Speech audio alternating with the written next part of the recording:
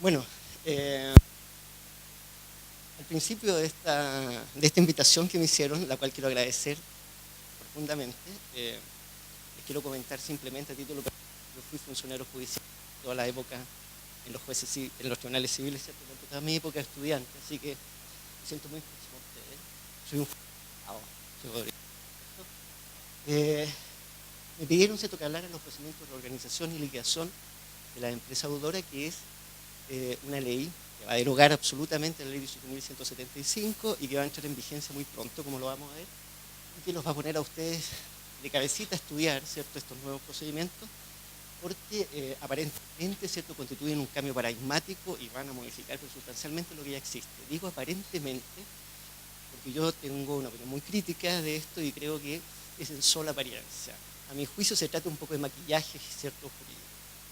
Bueno, es una ley gigante que tiene sobre 400 artículos, por lo tanto vamos a tratar de hacer lo más sucinto posible. Se hace con la derecha, ¿cierto? A ver, algunas cosas, ¿cierto?, que hay que tener claras en tantos jueces civiles. Esto entra en vigencia, yo le puse ahí a partir del 1 de octubre, pero en realidad creo que es el 8, precisamente cuando entra la ley.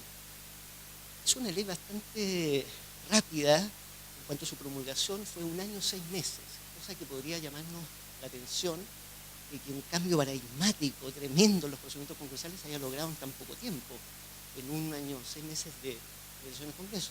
Lo segundo que llama la atención es que si uno analiza el anteproyecto, el proyecto con el que se envió al Congreso y la ley que aparece, ¿cierto?, promulgada en diciembre de 2013, prácticamente, ¿cierto?, tiene 2 o 3 modificaciones. O sea, es una cosa que una viola. Quiero manifestarle y me hago responsable de lo que voy a decir. Tales yo creo que son las causas de haberse producido esta tramitación express y de haberse obtenido prácticamente muy poca discusión en el Congreso. Yo creo que es porque en ese momento nosotros teníamos como condición para acceder al club de la OCDE y modificar, entre otras cosas, ¿cierto?, nuestra ley concursal que databa la 18.165 de la década de los 80. Por lo tanto, entonces no había mucho que discutir. Lo que se presentó había que obtenerlo rápido porque si no nos quedábamos fuera del club. Ahora, es cierto, si ustedes leen, por ejemplo, la declaración de principios que se contiene, ¿cierto?, en el preámbulo de los proyectos de ley, dice que no, que la verdad es que cambio conciencia de que teníamos un sistema que era retrógrado, poco moderno e inaplicable. Cuando uno, ¿cierto?, comienza a analizar a fondo, uno ve que en realidad es prácticamente lo que ya tenemos. Y en la parte en la que yo soy profundamente crítico, en la parte de reorganización que vamos a ver, en donde la verdad, ¿cierto?, es que no se consigue el objetivo, por lo menos, ¿cierto?, que se pretende en la declaración de principios. Pero el procedimiento de liquidación, básicamente el mismo. Ustedes se van a encontrar que las causales para solicitar la liquidación antigua, ¿cierto?, quiebra, son las mismas. El procedimiento de determinación del pasivo, por ejemplo, es prácticamente el mismo. ¿Cierto?, analizar esto paso a paso. Lo segundo es ser todos ustedes competentes para conocer estos nuevos procedimientos a partir de octubre de este año y, bueno, en la medida, ¿cierto?, en que tengan su domicilio donde lo tiene, ¿cierto?, la empresa o la persona deudora. Quiero hacer presente acá de que todos los procedimientos de reorganización y liquidación de la empresa deudora son de competencia de los jueces civiles, pero, ¿cierto?, el de repactación bilateral, el de reorganización de la persona deudora, persona natural deudora, ese va a ser visto en la reorganización en la superintendencia de insolvencia y reemprendimiento, se llama ahora, y por lo tanto ustedes van a conocer solamente la liquidación de estas personas deudoras. Ahora, para eso hay una disposición que vamos a tener que comprender bien y vamos a tener que esperar que la Corte Suprema diga algo, un autoacordado que se ha comprometido a dictar, porque dice que van a tener atribución preferente o radicación preferente de causa a los jueces civiles, lo que no significa que van a tener competencia exclusiva. En otras palabras, no van a haber jueces únicamente concursales, sino que los mismos jueces civiles van a tener, ¿cierto?, una parte dentro de su enorme pega que tienen. Algunos de ustedes va a tener, ¿cierto?, que ver solamente procedimientos concursales. Yo imagino que habrá sido como en la época en donde las voluntarias, ¿se acuerdan ustedes? Había como un turno de voluntarias. Lo que no sabemos es si esto va a ser permanente o va a ser, ¿cierto?, cada cierto tiempo modificado. Como sea, los que van a ser elegidos aquí, según lo que diga la Corte, van a tener que estudiar harto, porque van a ser capacitados por la corporación, o sea, no por la corporación, ¿cómo se llama? Por la Academia Judicial. Ojalá luego los cursos, porque o si no, ya empezaron, qué bueno, muy bien. Ahora, dentro de las otras características que no rige el fuero. En materia de incidentes, van a tener, entre paréntesis, antes de seguir avanzando, quiero decirles que esto es más o menos, a mi juicio, yo siento que se trata como de poner avance un poco lo que viene de la reforma procesal civil, ¿cierto? Una apuesta súper riesgosa, porque no sabemos lo que viene como procedimiento, como régimen procesal civil, ¿cierto?, en el futuro, pero más o menos ustedes van a entender que es por lo mismo. Ahora, el juez tiene una presencia acá, por lo menos cuando se promueven incidentes, básicamente lo falla de plano y en el mismo momento en el que se promueve. Ahora, excepcionalmente le puede dar tramitación incidental, pero la ley establece claramente los casos en que se tiene que fallar de plano. En materia recursiva, de regímenes recursivos, se reconocen en el fondo 3. También aquí vamos a tener que discutir, que no queda muy claro en la ley, solo reposición e inapelable. La resolución que se pronuncie sobre la reposición no es objeto de apelación, y apelación solamente en los casos que la ley señala, para determinadas resoluciones que la ley señala. Ahora, la regla general es que se van a considerar solo efectos evolutivos, salvo la que falla en el juicio de oposición que vamos a ver ahora, falla, ¿cierto?, las excepciones que opone, ¿cómo se llama la empresa deudor? Van a tener preferencia para su vista y fallo, y para ser agregadas en la Corte. Eso tiene una lógica, ¿cierto? Cuando se consideran solo efectos evolutivos, es para que se revisen rápidamente y vuelva al tribunal conocer del asunto, porque no se suspende la tramitación del mismo. Casación, bueno, según las reglas generales, ahí no hay ninguna modificación. Y la pregunta que si uno se hace es, bueno, ¿y qué pasa con los demás cursos, los que conocemos, el de rectificación, enmienda, el de nulidad, por ejemplo, procesal, el famoso 84, que se usa oficio, ¿cierto? ¿Qué pasará, cierto, con su queja, con el hecho? A ver, yo tengo una primera apreciación acerca de esto, y es en relación, ¿cierto?, con el ámbito de vigencia que tiene esta ley. Esta ley se aplica en todos los procedimientos concursales. Para otros procedimientos específicos concursales se aplica la ley especial por sobre la ley general, pero nada dice en cuanto a las materias de procedimiento. Esto puede tener a lo mejor dos razones. ¿Cómo va a decir que se aplica supletoriamente el Código de Procedimiento Civil? A lo mejor el Código de Procedimiento Civil no va a estar vigente, ¿cierto? Por lo tanto, ahí queda la tremenda duda si va a haber que aceptar y reconocer la interposición de otros recursos que no sean estos. Yo soy nulo en materia de procedimiento penal. Yo no sé si es algo parecido a esto, en donde se pueden interponer determinados recursos y no otros, y se acabó. O sea, si es así, la misma premisa que los procesos penales actuales, esos van a ser los únicos que se van a poder, ¿cierto?, deducir y resolver. Se resuelven todos en el momento, una vez que son deducidos. En cuanto a las notificaciones, aquí espero que no haya receptores judiciales, porque se van a quedar realmente sin pega con esto, porque cero posibilidad de acá, salvo para una pequeña que vamos a analizar, que es la única en donde persiste la notificación personal o por el 44. Básicamente hay dos tipos de notificaciones principales, todas se van a publicar en un formato digital, no sé, en la nube, no sé cómo se llamará eso, ¿cierto? Pero va a ser en el fondo en una plataforma virtual que va a llevar la Superintendencia de Insolvencia y Reemprendimiento, que se llama Boletín Concursal. Y aquí todas las notificaciones se van a hacer por el veedor, el liquidador o la propia superintendencia. En el fondo, en otras palabras, quien viene a reemplazar la pega del receptor en esta materia va a ser el veedor, que se va a encargar de realizar todas estas notificaciones. Cuando se refiere a notificaciones en el boletín concursal, es más o menos la sustitución de todas las notificaciones que se hacían antes por el diario, ¿cierto?, por el diario oficial. Ahora bien, al finalizar el procedimiento, para que no quede como un DICOM histórico, podríamos decir, la ley dice que la superintendencia tiene que proceder a eliminar, modificar o bloquear todos los datos del deudor. Eso también va a tener que haber una circular de aplicación general, me imagino yo, de la superintendencia, que va a tener que regular bien eso. Si no, se va a traducir, ¿cierto?, vuelvo a decir, en casi un DICOM para la empresa. La ley lo deja bien clarito ahora,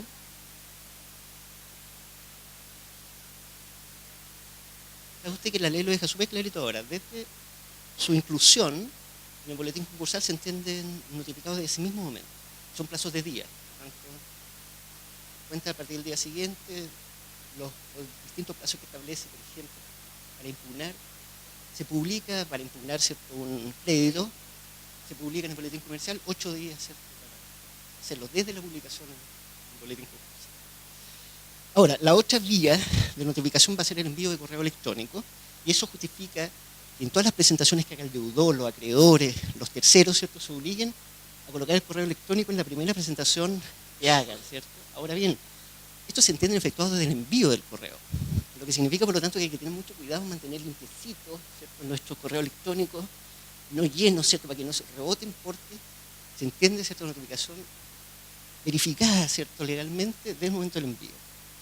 Solamente en subsidio de que puede haber un individuo que no tenga un correo electrónico, se habrá puesto la ley en esa hipótesis, ¿cierto?, podrá entonces proceder a hacer la notificación por correo certificado, y ahí se cuenta, eso sí, dentro del tercero día siguiente a la resolución de la oficina de correo, o sea, del envío de la carta certificada.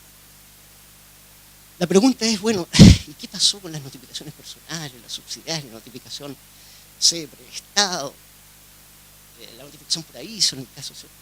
No, fíjense ustedes que hay un cambio fundamental en este régimen. La notificación personal subsiste en todas sus formas, pero sin individuo, el individuo poco importa, y sin importar o poco importando, si es que se tiene conocimiento que se encuentra en el lugar del juicio, tiene lugar, ¿cierto?, la notificación del artículo 44. A ver si me lo expliqué bien. No puedo notificar, ¿cierto?, a este individuo personalmente, le pido al tribunal, ¿cierto?, que me conceda notificación por el artículo 44. Los atestados receptoriales van a decir expresamente, fulanito claro, no es sabido y no se encuentra en el lugar del juicio, el tribunal dice, fíjese por el artículo 44 igual. Es una cosa muy, muy rara que quedó, solamente para una situación. Y la situación para la que quedó es para la notificación de resolución que falla el juicio de oposición, las excepciones del juicio de oposición en la liquidación. Así que en todo lo demás, sin pega los receptores. Esa es como la verdad. A ver, en el ámbito de aplicación, vamos a tratar de ser bien breve, porque la ley establece que, como les decía adelante, de que este es un procedimiento general que se aplica, ¿cierto?, a todos ¿cómo se llama?, las dificultades financieras que derivan de procedimientos concursales, tanto de las empresas como las personas deudoras. Esas son la nueva nomenclatura que vamos a tener que empezar a usar. En vez de fallido, vamos a hablar de empresa o persona deudora. Ahora bien, esto es coherente con el artículo 8 que nos dice que precisamente las reglas especiales en materia de concursos, porque hay una ley principalmente, que es la 20.416, que es la ley de quiebras para las MIPYMES, se podría decir. Esas se van a aplicar preferentemente, pero en lo no opuesto, regulado por ellas, va a regir el estatuto ACE, digamos, general, que va a ser la ley 20.070. Ahora, en concreto, entonces, ¿a quiénes se va a aplicar esto? La empresa deudora, que lo define la propia ley, que dice que es toda persona jurídica privada con o sin fines de lucro, toda persona natural contribuyente de primera categoría o de segunda, pero solamente en el número 2 del 42. En castellano, esto significa que se van a poder someter a este procedimiento todas las rentas, los que tributen las rentas de capital y las empresas en general, comerciales, mineras, agrícolas, etc. Y todas las profesiones liberales, o la auxiliar de la Administración de Justicia, corredores, sociedades profesionales, etcétera, etcétera. Vale decir, en otras palabras, se excluye solamente a los que tributan con impuesto único al trabajo, los que tienen contrato de trabajo, ¿cierto? Sí. Ahora, ¿qué pasa con las mini pymes o las MIPYMES? Que son las medianas y pequeñas, las micro, pequeñas y medianas empresas. Bueno, esto tiene un estatuto que es extraordinariamente bueno y que hasta el día de hoy yo no comprendo por qué no se replicó para las grandes empresas tampoco. Este estatuto se aplica con preferencia a las micro y pequeñas empresas solamente, y aquí hay algo muy curioso porque en realidad no impide que estas micros y pequeñas empresas puedan optar al de la ley 20.720. O sea, como abogados nosotros, cuando llegue un micro y pequeño empresario nos va a decir por cuál de los dos, tiene que ser cerrado de la 20.416, que es su estatuto especial, que es un estatuto mucho mejor, mucho más adaptado a la realidad chilena, y no este otro que parece importado, ¿cierto?, para nosotros. También entonces van a poder declararse las personas deudores, y por eso la ley define o entiende que es toda persona natural, no comprendida entonces en la categoría de empresa deudora. En términos cortitos, todos aquellos que tienen, ¿cierto?, que reciben remuneraciones, sueldos, estipendios, honorarios, ¿cierto?, por un contrato de trabajo. A partir de octubre, entonces, del 8, vamos a tener que convivir con algunos personajes, ¿cierto?, nuevos, que esta Superintendencia de Insolvencia y Reemprendimiento, que aparte de las atribuciones que nosotros ya conocemos, tiene dos nuevas. La primera es que pasa a gerenciar, a controlar, a administrar, no sé cómo llamarlo, este boletín concursal. La segunda es que pasa a tener unas funciones, a ver, no voy a decir jurisdiccionales porque sería una aberración, pero pasa a ser mediadora. En realidad, la ley tampoco dice que es mediadora, sino que es facilitadora de la reorganización de las personas. Vale decir, las empresas se van a reorganizar ante ustedes, pero las personas deudoras se tienen que reorganizar entonces en un procedimiento que se llama de repactación, principio bilateral se llama, imagino yo, para sacarlas de las unilaterales, las que hacía la Polar, pero después se borró el bilateral, así que equivoco, solamente como procedimiento de repactación. ¿Vale? Ahí la superintendencia, me imagino yo que un funcionario, no creo que el superintendente sea en persona, va a mediar. Ojo, va a ser un árbitro, va a ser un amigable componedor, va a mediar. Si la mediación no resulta, va a enviar derechito los antecedentes a ustedes para que le guíen, ¿cierto?, a esa persona. El segundo individuo, ¿cierto?, que va a poblar esta fauna nueva, es el veedor, que muchos, ¿cierto?, dicen, pero esto es lo mismo que el experto facilitador. Mire, si fuera lo mismo sería bueno. El experto facilitador, entiendo yo que en 2 procedimientos durante toda su vigencia, el 2005 hasta ahora, intervino. Más los resultados, es cosa de ver, ¿cierto? No funcionó la cosa. Si para hacerlo cortito no funcionó. El veedor, yo creo, ¿cierto?, que va a funcionar menos todavía, aunque es obligatorio, ¿cierto?, que un hombre. ¿Cuáles son las funciones básicamente del veedor? Si uno con el experto facilitador no tienen muchas, o a lo mejor podríamos decir que no son las mismas, pero si uno hiciera, por ejemplo, un paralelo con el asesor económico de insolvencia, que es el que es como el veedor de las MIPYMES, uno podría decir, estamos salvados.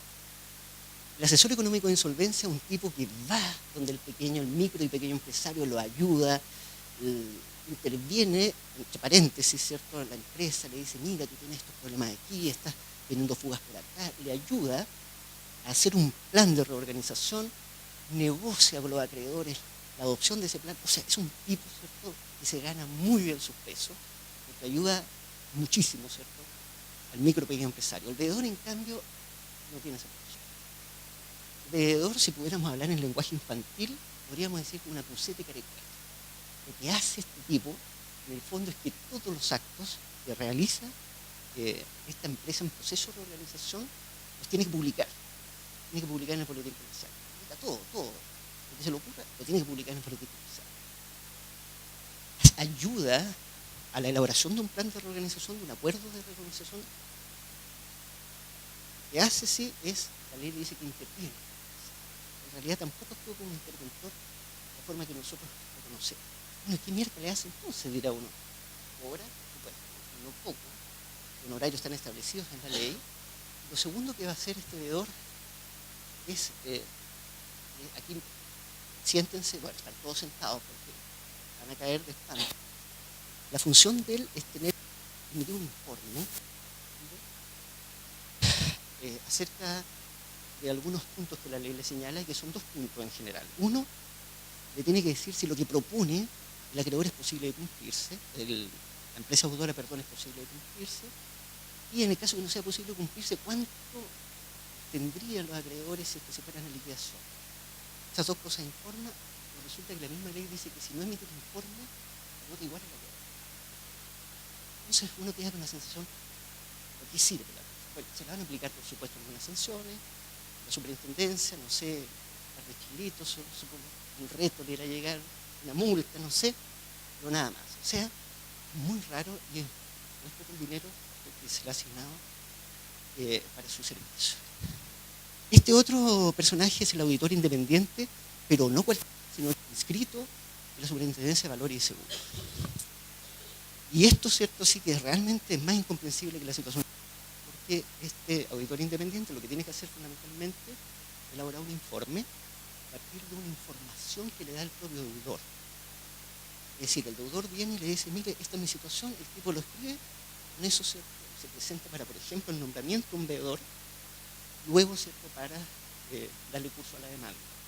La pregunta que uno se hará es, ¿era necesario recurrir a un auditor independiente inscrito en la Superintendencia de Valores y Seguros para emitir ese tipo de certificado? La verdad es que un alumno mío de la Universidad de Talca, que es contador, me dijo, profesor, quiero hacer un trabajo para este curso que yo acabo de terminar este semestre. Ya, sí. Yo quiero ubicar a todos los que están inscritos en la lista y decirles cuánto me cobran un certificado de esta naturaleza. Como a 20, se llama Manuel Mejías, por si acaso, como a 20 llamó por teléfono y el promedio fueron 9 millones de pesos. Informes, una página que hace el auditor independiente inscrito con la información. Sí. O sea, podría pedirle a su contador de confianza o no pedirle a nadie, informarlo él nomás. Pero así está establecido. Y ustedes van a ver que este es dentro del examen de admisibilidad que tienen que hacer ustedes. Si no va a este informe del auditor independiente, se pasa liquidación al tiro. Liquidador, bueno, este es el símil. ¿Sí? ¿Qué me digan? La propia empresa deudora va a tener que contratar mucha plata. Denme dos minutos antes para explicarle cuál es la situación, el presupuesto, el requisito sine qua non que la ley exige al que uno se pueda reorganizar. Ahí sí tiene que haber una cesación de pago. La verdad, cierto, es que en realidad a lo que se está refiriendo es haber tenido un incumplimiento. Un incumplimiento. Cuando se cae en cesación de pago, económicamente hablando, es el activo que yo tengo aquí en el bolsillo, el disponible, el que no alcanza a cubrir, cierto, mi pasivo exigible, el de corto plazo. Toda la ciencia económica ha dicho que la única solución para salir de ese problema es darle trabajo. O sea, inyectarle plata. Por lo tanto, imagínense usted que en vez de inyectarle plata le van a estar pagando 9 millones promedio, ¿cierto?, a uno, más al tipo que le haga el acuerdo de reorganización, pues, el plan de salvataje.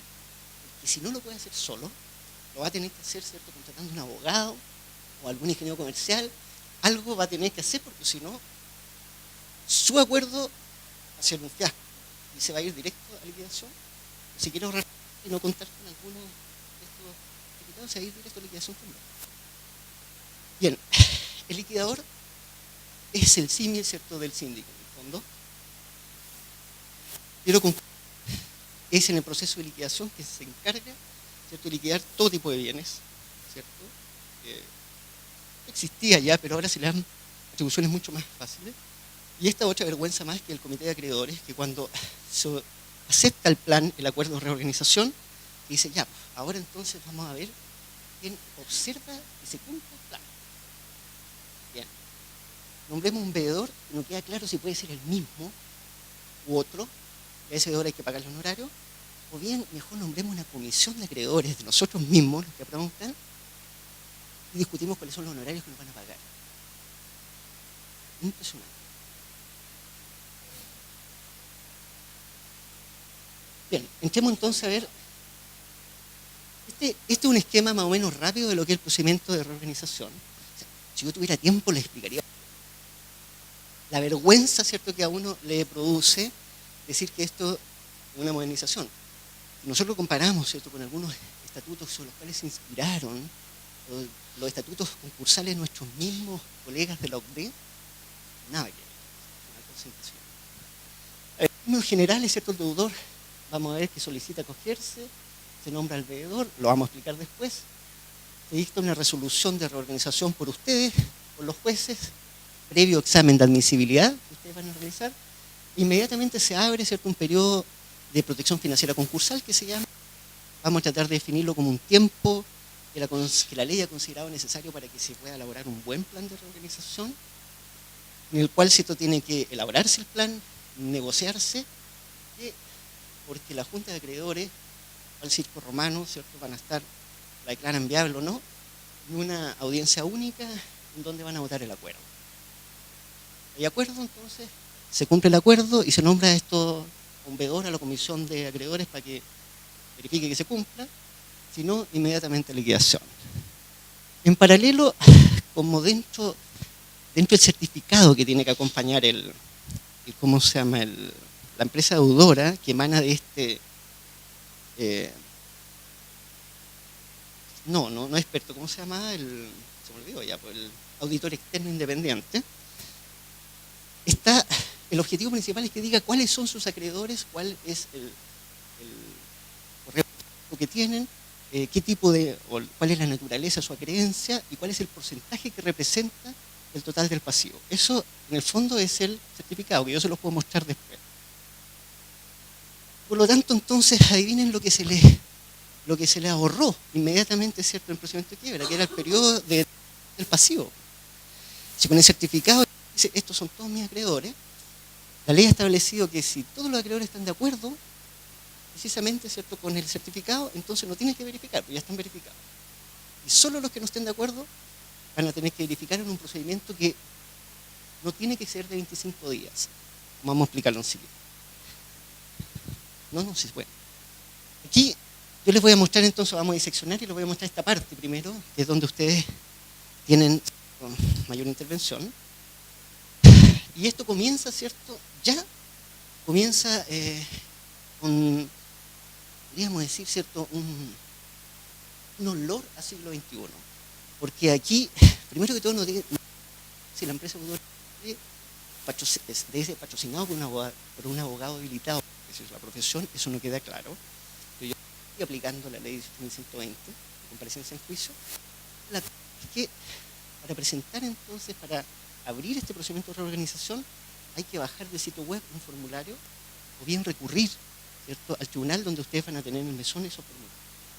Esos formularios, ¿cierto?, se llenan, se presentan a distribución en la corte o en aquellos que no tienen, ¿cierto?, distribución de causa, directamente al tribunal tiene esta preferencia, esta ¿cómo se llama?, atribución o asignación preferente, y con ese cargo, o sea, simplemente con el cargo del formulario, se dirige entonces a la superintendencia, para que la superintendencia le nombre, ¿cierto?, un veedor.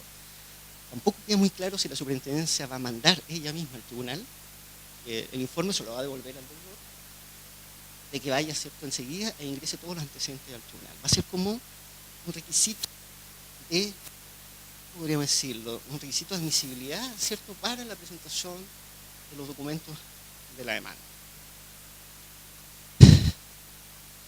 Una vez entonces que le llega al juez de algún modo, que no lo sabemos, el certificado con el timbre mismo del tribunal y con la nominación del veedor, el tribunal hace un examen de admisibilidad que es un examen de admisibilidad formal. A ver, la ley dice jueces civiles o aquellos, porque tampoco queda claro si todos o solamente aquellos que la Corte designe, van a ser capacitados en derecho concursal. Si eso fuera así, realmente en derecho concursal de fondo, ustedes van a terminar todos desilusionados, porque se van a dar cuenta que el rol que se le entrega a los jueces civiles es un rol de mero tiqueador de antecedentes, ¿cierto? ¿Acompañó tal documento? Sí. ¿No lo acompañó? Luz. ¿Acompañó? Sí. Aunque ustedes se encuentren, por ejemplo, ¿cierto?, con un formulario o con un certificado de este auditor independiente que diga, este individuo tiene un bien, y es, ¿cierto?, una citroneta, tiene 100 millones de pesos en deuda, ustedes no le van a poder decir que no se puede someter a reorganización. Ese fulano tiene que irse al tiro a liquidación. Le va a hacer perder el tiempo. No van a poder hacerlo, la ley no se los permite. El examen que ustedes tienen que hacer, la admisibilidad es meramente formal. Si lo declaran admisible, se inicia entonces este periodo de producción financiera concursal, donde se presenta el acuerdo, y esta junta de acreedores, como les decía yo, un circo romano más o menos, en donde si la declaran viable, aprueba el acuerdo, si no la declaran viable, se va directamente a liquidación. Ahora, a uno le llama la atención porque en el derecho comparado en general, ¿eh? Y no hace falta irse tan lejos, a Francia, Alemania, Estados Unidos, sino que aquí mismo en Perú, en Argentina, o sin ir más lejos en Brasil o en Colombia, este examen es antes, lo hace el juez. O sea, el juez verifica si realmente este gallo está para liquidarse o para reorganizarse. Por ejemplo, en México, porque saber esto, entonces hay una comisión de expertos, ¿cierto?, que asesoran al juez. Y eso pertenece a un segmento a un organismo del gobierno, que es como la superintendencia acá, y los tipos llegan en comisión y le asesoran al juez y le dicen, mire, este tipo merece reorganizarse o no. Aquí no. Bueno, y ello se justifica porque ustedes simplemente hacen un examen formal de admisibilidad. Los dueños de saber si este plano es o no viable, no creo.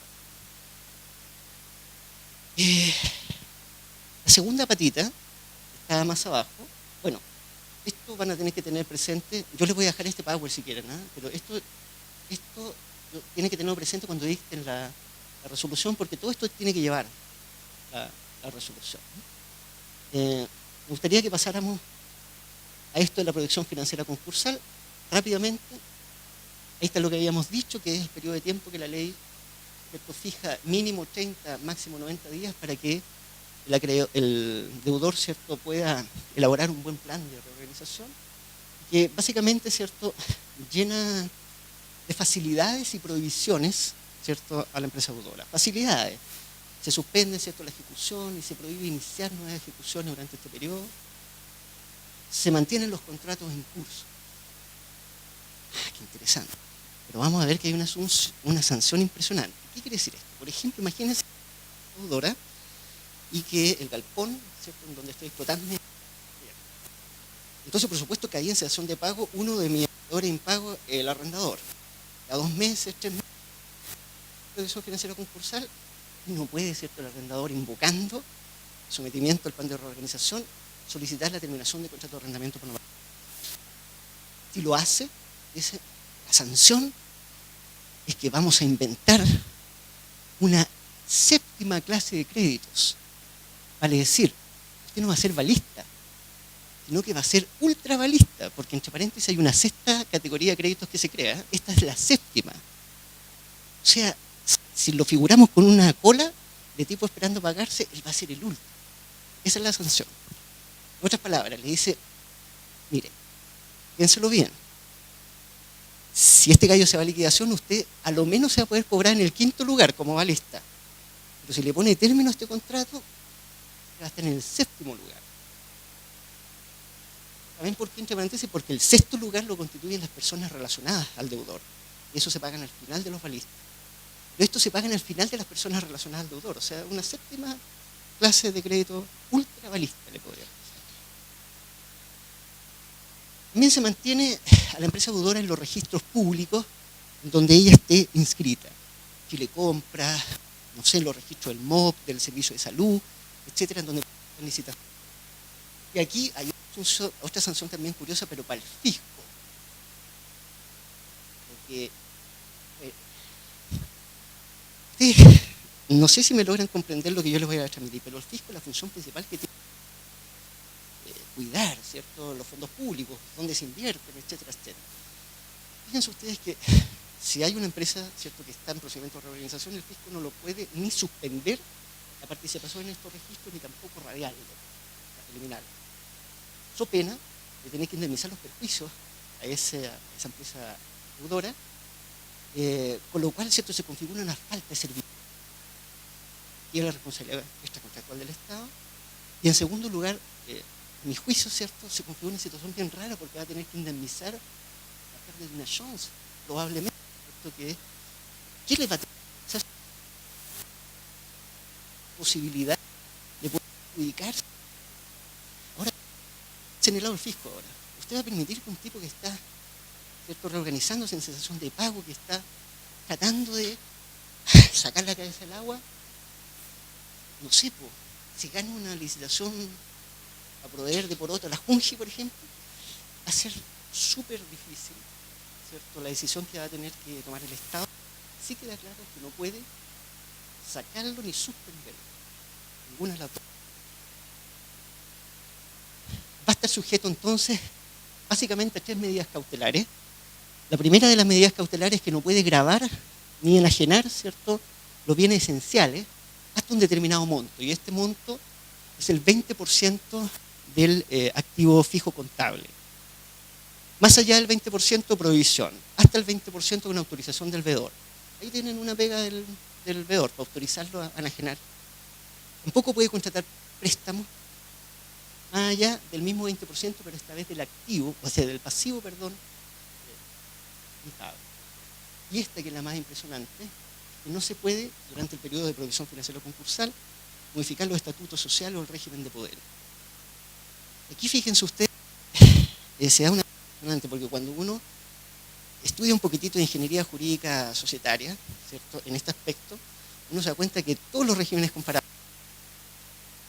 todos los regímenes comparados, permiten, porque es lógico, de que dentro, ¿cierto?, de las medidas, yo tratar de salvarme es que venga un inversionista que me pase esa plata. O bien, imagínense usted la segunda situación, estamos como estamos por culpa de este administrador indeseable, ¿cierto?, que no tiene idea de la crema. Bueno, durante todo el periodo de provisión financiera concursal no se puede estatutos, sí, sin duda. Pero dígame usted, ¿no hubiera sido más lógico probablemente haberle dicho que estas modificaciones estatutarias de régimen de poderes pudiera tener la autorización del juez o del veedor? Establecer una prohibición, yo creo que no tiene ningún sentido, pero bueno.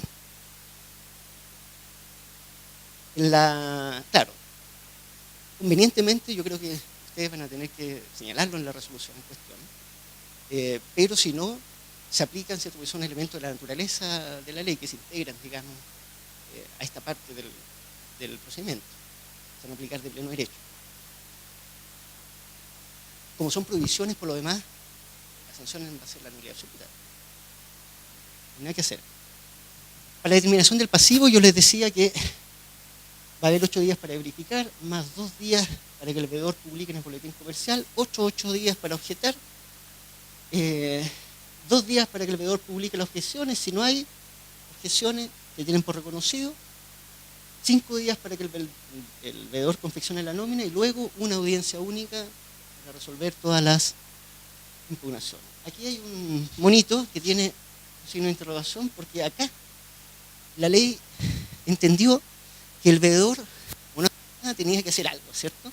Y lo mejor es que le dio funciones semijurisdiccionales. Porque fíjese usted que el veedor, que entre paréntesis, para ser veedor hay que tener 5 años de estudios universitarios nada más. O sea, podría ser, con todo el respeto que le tengo, una abogadora bárbaro sin problema. Aquí el veedor selecciona, fíjense ustedes, selecciona cuáles son, ¿cierto?, las objeciones que corresponden, cuáles no. En otras palabras, le pasa por un sedazo, digamos, unas objeciones. El tipo puede llegar, ¿cierto?, y decirle a uno de los objetantes, oye, te faltó un papel, se lo devuelve. O sea, hay funciones semijurisdiccionales que le están entregadas y darle la tarea para que decida, en definitiva, solamente aquellas que le ha depurado el veedor. Hay otras instituciones interesantes, pero que no las vamos a ver, que es el suministro asegurado, la posibilidad de presentar múltiples acuerdos de reorganización judicial por clase o categoría, incluso alternativos. O sea, una baraja naipe, acuerdo de reorganización, elija usted, acreedor. Mucho cuidado para usted aquí, porque los quórum se van a tener que contar, digamos, en cada clase. O sea, para la clase de hipotecarios, el quórum X. Para la clase secundaria, la clase de balista. Y esto es lo que le decía yo, las personas relacionadas al deudor, que son los únicos que le prestan las plata al tipo, ¿cierto?, cuando está con el agua al cuello. ¿Quién le presta cuando está con el agua al cuello? La mamá, el amigo. Bueno, esas personas, ¿cierto?, se pagan después de los balistas. Forman parte de una 6ª categoría o clase, creo. Bien. Primera conclusión. No van a tener mucha pega, realmente.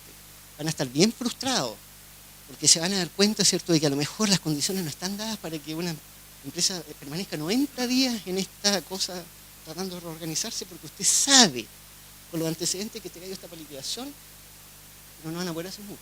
sea, no van a poder hacer nada, perdón. Van a tener simplemente que tiquear documentos. El procedimiento concursal de liquidación, esto es lo que reemplaza la quiebra. Hoy día, aquí hay más o menos, ¿cierto?, un esquema general. Esto es lo que nos va a interesar a nosotros, porque esta otra parte, la parte administrativa que se encarga el liquidador y el martillero concursal.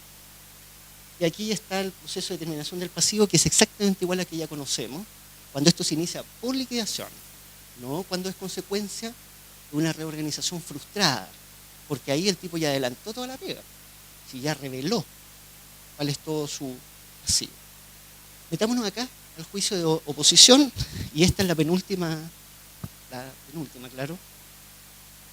El juicio de oposición puede comenzar por solicitud del deudor o solicitud del acreedor. Si comienza por solicitud del deudor, nada que discutir,